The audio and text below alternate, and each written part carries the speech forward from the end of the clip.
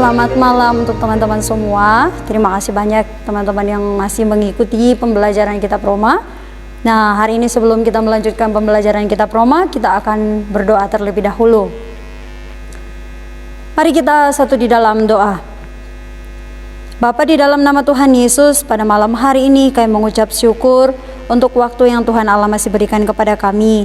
Saat ini kami akan melanjutkan pembelajaran kitab Roma.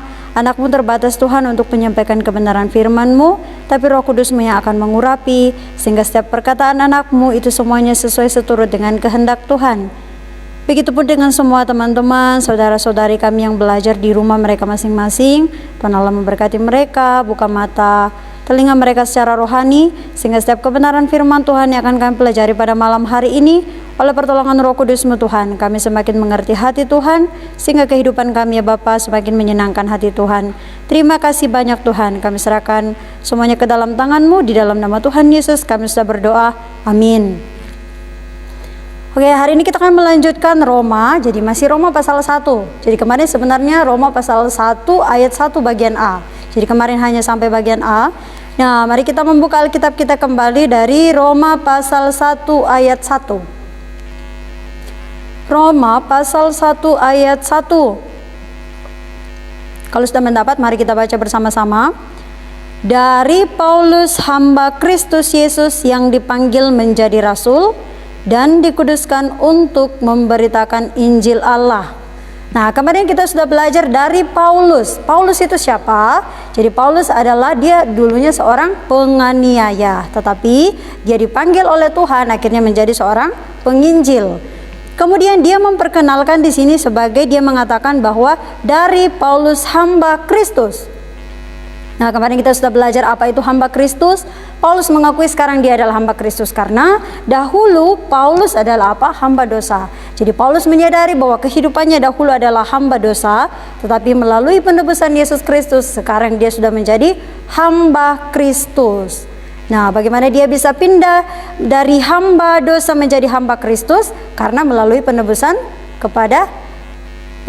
melalui Yesus Kristus. Jadi imannya kepada Yesus Kristus sehingga membuat Paulus bisa menjadi hamba Kristus. Nah, begitupun di dalam kehidupan kita, dahulu kita juga adalah apa? Hamba dosa. Sebenarnya kita hidup di bawah perbudakan dosa. Tetapi oleh kasih karunia Tuhan, iman kita kepada Yesus Kristus, makanya sekarang kita sudah menjadi apa? Kita menjadi hamba Kristus. Nah, di sini ada kata Kristus. Nah, apa sebenarnya Kristus? Jadi Kristus itu adalah Mesias orang yang diurapi. Jadi Paulus mengakui bahwa saya adalah hamba Kristus. Saya adalah hamba Kristus. Nah, coba teman-teman mari kita membuka Alkitab kita dari Yohanes pasal 15 ayat 26. Yohanes pasal 15 ayat yang ke-26. Nah, Yohanes pasal 15 ayat yang ke-26. Nah, kalau sudah mendapat, mari kita baca bersama-sama. 1, 2, 3. Jika penghibur yang akan kuutus dari Bapa datang, yaitu Roh kebenaran yang keluar dari Bapa, ia akan bersaksi tentang aku. Jadi, Allah merencanakan rencana keselamatan untuk apa? Menyelamatkan manusia. Oleh karena tujuan Tuhan Allah menciptakan manusia untuk apa? Tinggal bersama-sama. Jadi tujuannya untuk tinggal bersama-sama. Tetapi kerajaan Allah dihancurkan di mana? Di dalam Kejadian pasal 3, karena dosa sudah mulai masuk. Nah, pada waktu itu Allah merencanakan untuk apa? Menyelamatkan manusia, mengembalikan manusia yang sudah apa? Sudah jatuh ke dalam dosa. Bagaimana cara Allah mengembalikan manusia yang telah jatuh ke dalam dosa? Melalui mengirim Yesus Kristus. Jadi Yesus Kristus turun ke dalam dunia ini menyelesaikan dosa kita di atas kayu salib. Kemarin sudah dijelaskan. Kemudian di sini dikatakan bahwa Roh Kudus yang akan memberi kesaksian. Jadi untuk menjalankan rencana keselamatan Tuhan Allah, dia bekerja 3 pribadi, yaitu siapa? Tuhan Allah, Tuhan Yesus Kristus dengan Roh Kudus. Jadi melalui pekerjaan Roh Kudus bersaksi tentang siapa? Yesus Kristus. Roh Kudus bersaksi tentang apa? Pekerjaan Yesus, sehingga kita juga bisa menerima Yesus Kristus sebagai Tuhan dan Juru Selamat kita. Jadi kemarin sudah banyak dijelaskan. Nah, kita perlu memperhatikan di sini Kita perlu memperhatikan di sini kembali ke kitab Roma. Di situ dikatakan Paulus mengatakan bahwa aku adalah hamba Kristus. Jadi pertama, Paulus mengatakan saya ini adalah hamba Kristus. Kemudian yang kedua, coba teman-teman perhatikan, di sini dikatakan dari Paulus hamba Kristus Yesus yang dipanggil menjadi apa? Rasul. Yang dipanggil menjadi apa? Rasul. Jadi sebelum Paulus mengatakan bahwa saya dipanggil menjadi rasul, dia pertama kali menjelaskan bahwa dia adalah apa? Hamba Kristus. Jadi dia terlebih dahulu menjelaskan tentang hamba Kristus. Nah, rasul itu artinya sebenarnya apa rasul?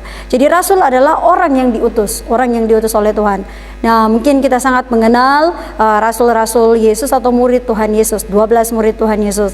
Nah, coba mari kita membuka Alkitab kita dari Yohanes pasal 6 ayat 14. Minta maaf, Lukas pasal 6 ayat yang ke-14. Injil Lukas pasal 6 ayat 14.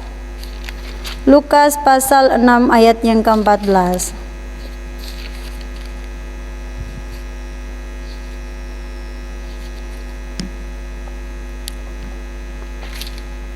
Nah, kalau teman-teman sudah mendapat, mari kita baca dari ayat 12, 13, 14. Lukas pasalnya yang ke-6 ayat 12, 13, 14. Kalau sudah mendapat, mari kita baca bersama-sama. Pada waktu itu pergilah Yesus ke bukit untuk berdoa, dan semalam-malaman ia berdoa kepada Allah. Ketika hari siang, ia memanggil murid-muridnya kepadanya, lalu memilih dari antara mereka 12 orang yang disebutnya rasul. Simon yang juga diberinya nama Petrus, dan Andreas saudara Simon, Yakobus dan Yohanes, Filipus dan Bartolomeus. Jadi konteks firman Tuhan ini menjelaskan tentang Yesus memilih 12 rasul. Nah, perhatikan di ayat 12. Ketika Yesus memilih rasul-rasulnya atau murid-muridnya, apa yang dilakukan oleh Yesus? Di sini dikatakan bahwa dia berdoa semalam-malaman. Jadi dia berdoa sepanjang malam untuk apa? Memilih. Nah, mungkin kita saja bisa berpikir seperti ini. Oh, Yesus kan adalah Allah, Yesus itu Tuhan. Kenapa dia harus berdoa dulu? Kenapa dia harus berdoa untuk memilih apa? Memilih rasul, memilih orang yang harus diutus. Nah, di sini menjelaskan bahwa Yesus memberikan sebenarnya teladan untuk kita. Kenapa? Orang yang dipanggil Tuhan sebagai rasul, yang diutus oleh Tuhan, itu apa? Di sini dijelaskan dia berdoa sepanjang malam. Yang mana kehendak Tuhan? Jadi dia mencari kehendak Tuhan Allah. Kemudian dia tidak memandang dari latar belakang murid-muridnya. Kalau teman-teman memperhatikan, dan saya yakin juga kita semuanya pernah membaca Alkitab, murid-murid Tuhan Yesus latar belakang mereka berbeda. Contohnya siapa? Petrus. Dia apa? Pekerjaannya nelayan. Kemudian Matius memungut cukai. Jadi dia sangat berdoa, sangat bergumul. Nah, mungkin kita bisa berpikir, bagaimana waktu Tuhan Allah ingin memilih Yudas? Karena Yesus itu maha tahu. Pasti dia sudah tahu bahwa Yudas nanti akan, Yesus sudah tahu bahwa Yudas akan menjual Yesus. Tapi pada waktu itu apa? Yesus menerima. Jadi dia berdoa, bergumul dalam doa untuk memilih apa? Rasul. Nah, hal di sini yang perlu kita pelajari bahwa dipanggil menjadi rasul itu bukan hal yang mudah. Jadi panggilan itu sangat penting, khususnya orang yang mau menjadi hamba Tuhan. Jadi orang yang mau menjadi hamba Tuhan sangat penting apa? Harus dipanggil. Sama seperti Paulus dipanggil oleh siapa? Tuhan, dan dia merespon, dia ikut. Jadi sama seperti itu juga dalam kehidupan kita. Jadi panggilan itu sangat penting. Kenapa panggilan itu sangat penting? Karena kalau seseorang misalnya mau memutuskan menjadi seorang hamba Tuhan tanpa panggilan, sangat berbahaya. Kenapa? Kalau dia menghadapi situasi yang sulit, atau misalnya diurus ke suatu tempat pelayanan yang tidak sesuai dengan keinginannya, dia bisa saja apa? Mundur. Kenapa? Karena bukan panggilan. Tetapi kalau kita yakin bahwa Allah yang memanggil saya, Allah yang mengutus saya, maka apa? Tuhan Allah akan bertanggung jawab. Jadi sama seperti Yesus juga, ketika dia mencari rasul-rasul, 12 rasul, dia apa? Berdoa. Jadi di sini juga Paulus mengakui bahwa saya adalah apa? Rasul. Saya adalah rasul. Nah, kita kembali ke Roma. Di sini Paulus mengatakan bahwa dia adalah hamba Kristus dan dia hamba Kristus Yesus yang dipanggil menjadi rasul. Yang perlu kita perhatikan di sini bahwa Paulus tidak mengatakan terlebih dahulu tugasnya bahwa saya adalah seorang rasul, saya ini orang yang diutus Tuhan, tapi dia mendahulukan tadi apa? Hamba Kristus. Jadi ketika kita sudah dipanggil Tuhan untuk memberitakan Injil, harus ingat, saya adalah hamba Kristus. Hamba Kristus, segala pelayanan itu kemuliaan untuk siapa? Untuk Tuhan, bukan untuk saya. Kenapa? Karena kita hanya apa? Hamba Kristus. Jadi hamba Kristus adalah, kita sekarang sudah menjadi hamba Kristus, harus ikut Tuhan. Tuhan kita siapa? Kita sudah memiliki Tuhan yang baru, yaitu siapa? Yesus Kristus. Karena Roh Kudus sudah ada di dalam hati kita. Jadi Roh Kudus sudah ada dalam hati kita. Tapi ada banyak orang yang saat ini tidak menyadari bahwa dia adalah hamba Kristus, tapi langsung mengutus menjadi rasul. Artinya menyuruh orang, mengutus untuk apa? Pergi memberitakan Injil. Tetapi sebenarnya dia belum menyadari bahwa dia adalah hamba Kristus. Jadi yang harus lebih dahulu harus memperkenalkan siapa? Bagaimana dia bisa menjadi hamba Kristus. Jadi harus menyadari dulu bahwa kita adalah hamba Kristus. Setelah itu, setelah kita menyadari bahwa Tuhan memanggil saya untuk apa? Memberitakan Injil. Jadi Tuhan Allah memanggil kita untuk memberitakan Injil. Jadi Paulus juga sebenarnya orang yang sudah ditawan oleh Injil. Nah, coba kita lihat aliran perkataan atau tulisannya Paulus di dalam Roma. Perhatikan, di sini tadi sudah dijelaskan dari Paulus. Paulus itu siapa? Kemudian hamba Kristus. Kita juga sudah belajar hamba Kristus dipanggil menjadi rasul. Jadi dipanggil menjadi rasul, dan di sini dikuduskan untuk memberitakan Injil Allah. Jadi tugasnya Paulus dipanggil adalah apa? Untuk memberitakan Injil Allah. Kenapa dikatakan Injil Allah? Nah, kita perlu menyadari apa artinya Injil Allah. Biasanya dikatakan Injil Kristus, tapi di sini dikatakan Injil Allah. Nah, Injil Allah artinya Allah yang merencanakan keselamatan untuk siapa? Manusia yang berdosa. Jadi Allah yang merencanakan rencana keselamatan untuk menyelamatkan manusia yang berdosa, yaitu siapa? Saya dengan saudara. Jadi Yesus sudah datang, mati di atas kayu salib, kemudian kita menjadi apa? Kita menjadi hamba Kristus. Nah, sekarang tugas kita adalah diutus untuk apa? Memberitakan Injil Allah. Nah, saya yakin bahwa semua teman-teman yang ada di rumah sekarang semuanya kita adalah menyadari bahwa kita adalah orang yang diutus untuk memberitakan Injil. Jadi orang yang sudah mengenal Injil dengan benar harus menyampaikan kepada orang yang lain. Kenapa? Kenapa harus menyampaikan Injil? Kemudian kenapa kita harus memberitakan Injil kepada orang yang lain? Karena terharu akan kasih Tuhan. Bahwa apa? Dulu saya adalah budak dosa, tetapi oleh kasih karunia Tuhan Allah saya sudah dipindahkan menjadi apa? Hamba Kristus. Tugas saya sekarang adalah apa? Memberitakan Injil Allah. Jadi selama masih ada kesempatan, sampaikan Injil. Yang mana itu Injil? Kita sudah belajar kemarin tentang kematian dan kebangkitan Kristus. Sekalipun kamu membantu banyak orang, sekalipun kamu memberi berkat kepada banyak orang, tetapi jika kamu tidak menyampaikan inti Injil, orang itu tidak bisa pindah dari dalam maut ke dalam hidup. Jadi tugas kita adalah menceritakan Injil, memberitakan Injil. Jadi kita bisa melihat di sini aliran perkataan atau tulisannya Paulus. Jadi dia memperkenalkan dirinya sebagai hamba Kristus, kemudian dia mengatakan bahwa saya dipanggil menjadi rasul, kemudian tugas saya adalah memberitakan Injil. Bagaimana dengan teman-teman? Ketika saudara-saudara memperkenalkan identitasnya kepada orang yang lain, bagaimana teman-teman berbicara? Apakah langsung mengatakan, oh misalnya, oh nama saya Santo, kemudian asal saya dari Kalimantan, saya sekarang kuliah di STT Jeffrey. Atau langsung mengatakan, nama saya Santo, saya adalah orang Kristen, Tuhan saya adalah Tuhan Yesus Kristus. Tugas saya di dunia ini adalah memberitakan Injil. Apakah dengan berani seperti itu memperkenalkan identitas kita? Saudara-saudara sendiri yang akan menjawab. Jadi Paulus di sini dia betul-betul memperkenalkan dirinya bahwa saya adalah hamba Kristus. Kemudian saya dipanggil untuk apa? Memberitakan Injil Allah. Kenapa? Karena dia menyadari, terharu akan kasih Tuhan. Jadi orang yang terharu dengan kasih Kristus tidak akan diam. Misalnya, saudara-saudara mengagumi seseorang. Nah, kalau saudara-saudara mengagumi seseorang, saudara-saudara tidak akan pernah berhenti untuk apa? Terus menceritakan. Mungkin diceritakan sama temannya, mungkin diceritakan kepada orang yang lain, dan mungkin teman-temannya juga sudah bosan. Kemarin dia sudah cerita ini, tapi hari ini dia cerita lagi. Kenapa dia terus menceritakan? Karena apa? Kagum. Kenapa? Karena dia kagum dengan orang itu. Begitupun dengan apa? Iman kita. Kalau kamu kagum dengan pekerjaan Kristus, apa yang sudah dilakukan Yesus untuk kamu, kamu akan terus apa? Menceritakan kepada orang yang lain. Tidak pernah berhenti, tidak bisa diam. Kenapa? Karena kamu kagum akan pekerjaan Tuhan. Tetapi orang yang tidak memberitakan Injil, orang yang tidak mau memberitakan Injil, sebenarnya tidak kagum akan pekerjaan Tuhan. Kalau kamu betul-betul kagum akan pekerjaan Tuhan, kamu tidak akan pernah diam. Kamu akan terus ceritakan betapa baiknya Tuhan. Kamu akan terus menceritakan kasih Allah yang besar yang sudah menyelamatkan hidup kamu. Kenapa? Karena kamu terharu akan kasih Kristus. Tetapi orang yang tidak terharu akan kasih Kristus, walaupun kamu suruh bayar uang untuk ini, dia tidak mau. Kenapa? Tidak kagum dan tidak mengenal. Jadi hal yang paling penting di dalam kehidupan orang yang percaya, kita harus menjawab apa? 3 pertanyaan. Yang pertama, siapakah Yesus bagi kamu secara pribadi? Siapa Yesus bagi saya?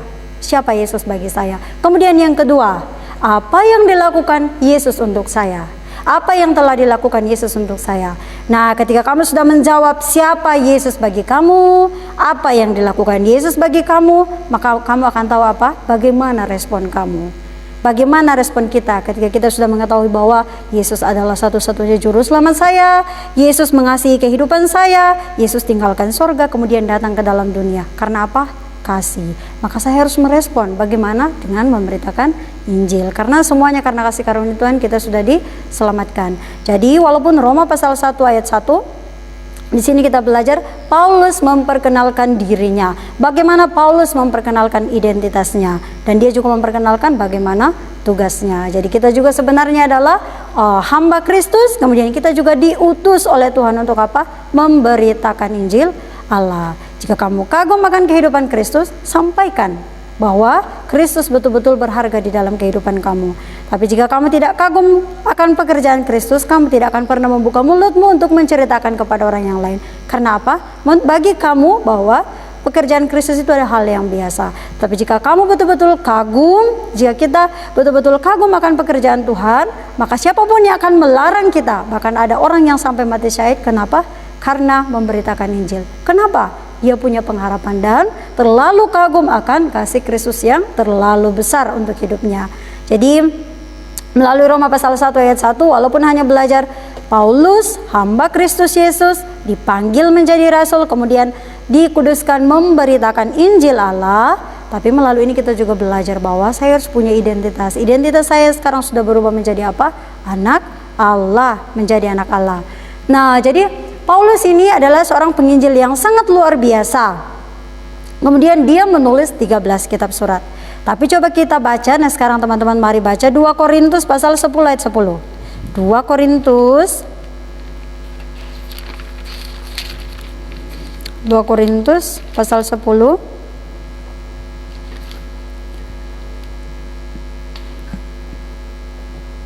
2 Korintus pasal 10 ayat 10. Kalau teman-teman sudah mendapat, mari kita baca. 1, 2, 3. Sebab ini ulang 2 Korintus pasal 10 ayat 10. Sebab kata orang surat-suratnya memang tegas dan keras, tetapi bila berhadapan muka sikapnya lemah dan perkataannya tidak berarti. Nah, coba baca lagi 1 Korintus pasal 2 ayat 1. 1 Korintus pasal 2 ayat 1. Kalau teman-teman sudah mendapat, mari kita baca bersama-sama. Demikian pula ketika aku datang kepadamu saudara-saudara, aku tidak datang dengan kata-kata yang indah atau dengan hikmat untuk menyampaikan kesaksian Allah kepada kamu. Jadi ini adalah pengakuan Paulus bahwa ketika saya datang memberitakan Injil kepada kamu, saya tidak datang dengan apa? Kata-kata hikmat manusia, tetapi apa? Dengan keyakinan roh. Jadi ketika Paulus memberitakan Injil, kita bisa melihat di dalam perjanjian baru, khususnya kitab surat, kita melihat bahwa Paulus itu adalah penginjil yang sangat luar biasa. Kemudian banyak sekali gereja yang didirikan oleh siapa? Paulus. Tapi di sini dia mengatakan apa? Ketika saya memberitakan Injil, saya tidak datang dengan apa? Kata-kata hikmat manusia, tetapi dengan apa? Hikmat Allah, keyakinan roh. Di sini dikatakan bahwa dengan hikmat untuk menyampaikan kesaksian Allah kepada kamu. Jadi melalui kebenaran firman Tuhan ini kita menyadari ketika kita memberitakan Injil kepada orang yang lain, bukan dari kata-kata orang yang lain itu. Jadi kepintaran seseorang berbicara tidak bisa menjamin bahwa orang yang mendengar Injil yang disampaikan itu, orang itu bisa berubah. Tidak, tetapi tergantung dari apa? Hikmat Allah. Jadi ketika kita menyampaikan Injil kepada orang yang lain, yang perlu kita ingat apa? Kita harus mengingat bahwa kita membutuhkan pertolongan Roh Kudus. Jadi kita membutuhkan pertolongan Roh Kudus ketika kita memberitakan Injil kepada orang yang lain. Karena ada banyak orang yang mengatakan seperti ini, saya tidak bisa menginjil, saya tidak tahu menginjil, saya tidak bisa berkata-kata, saya tidak tahu kebenaran firman Tuhan, dan saya juga malu karena kata-kata saya kurang jelas, kemudian saya juga belum tahu firman Tuhan banyak, kemudian saya bukan hamba Tuhan, kemudian saya juga, jurusan saya bukan pendeta, jurusan saya bukan guru agama, saya tidak bisa memberitakan Injil.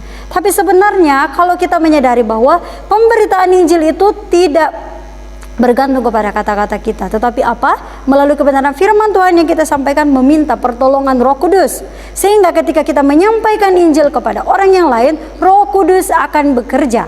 Roh Kudus akan bekerja sehingga orang itu bisa mengerti kebenaran firman Tuhan.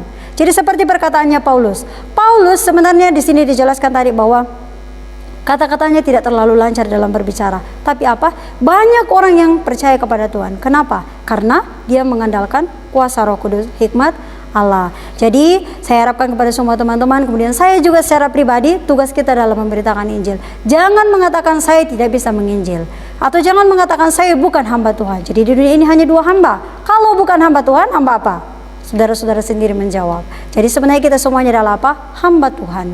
Kita semuanya adalah hamba Tuhan yang apa? Harus memberitakan Injil kepada orang yang lain. Jadi orang yang mengatakan saya tidak bisa memberitakan Injil karena saya tidak pintar berkata-kata, orang itu sebenarnya sedang mengandalkan siapa? Kekuatannya sendiri. Tetapi kita harus mempunyai kerinduan untuk memberitakan Injil karena apa? Saya hanya alatnya Tuhan. Kita hanya alatnya Tuhan. Terus saja sampaikan Injil. Roh Kudus yang akan bekerja kemudian membuat orang itu mengerti. Dia bisa merespon dengan apa? Iman. Jadi dia merespon dengan iman, kemudian dia juga bisa diselamatkan atau dikembalikan kepada Tuhan. Jadi di sini Paulus menjelaskan bahwa walaupun Paulus tidak pintar berbicara, tapi ketika dia menyampaikan firman Tuhan bukan dengan kata-kata, bukan dengan kata-kata manusia, tetapi dia menyampaikan dengan kuasa Roh Kudus. Nah, mari kita membaca lagi Roma pasal 1 ayat 16.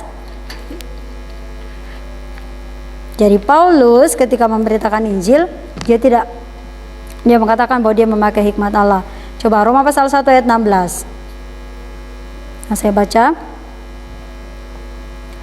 Sebab aku mempunyai keyakinan yang kokoh dalam Injil, karena Injil adalah kekuatan Allah yang menyelamatkan setiap orang yang percaya.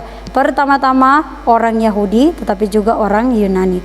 Nah, di sini dikatakan bahwa aku mempunyai keyakinan yang kokoh dalam Injil, karena Injil adalah kekuatan Allah. Sebenarnya Firman Tuhan ini menjelaskan bahwa Paulus tidak malu dengan apa? Injil. Paulus tidak pernah malu tentang Injil. Kenapa? Karena dia tahu bahwa Injil itu, melalui Injil saya bisa diselamatkan. Melalui kebenaran Injil firman Tuhan saya bisa dikembalikan kepada Tuhan, dan itu kasih karunia yang luar biasa. Nah, bagaimana dengan kita saat ini? Apakah kita malu dengan Injil? Apakah kita mau menyampaikan Injil kepada orang yang lain? Jika saudara-saudara dan saya mengasihi keluarga kita, orang tua kita, sampaikan Injil kepada mereka. Walaupun saudara-saudara membagi berkat banyak kepada mereka dan mengatakan setiap hari saya mengasihi kamu, saya mengasihi kamu, saya mengasihi kamu, tapi kalau sampai saat ini belum memberitakan Injil, sebenarnya belum mengasihi. Karena orang yang sudah diselamatkan, orang yang sudah mengenal Injil pasti tahu bahwa berkat yang terbesar adalah apa? Keselamatan. Berkat yang terbesar adalah keselamatan. Saudara-saudara yang sudah mengenal Injil, apakah bisa menutup mata melihat keluarganya yang masih ada di mana? Masih diperbudak oleh dosa. Masih diperbudak oleh siapa? Iblis. Kita harus tolong mereka melalui apa? Menyampaikan Injil kepada mereka, supaya mereka juga bisa kembali kepada siapa? Kembali kepada Tuhan.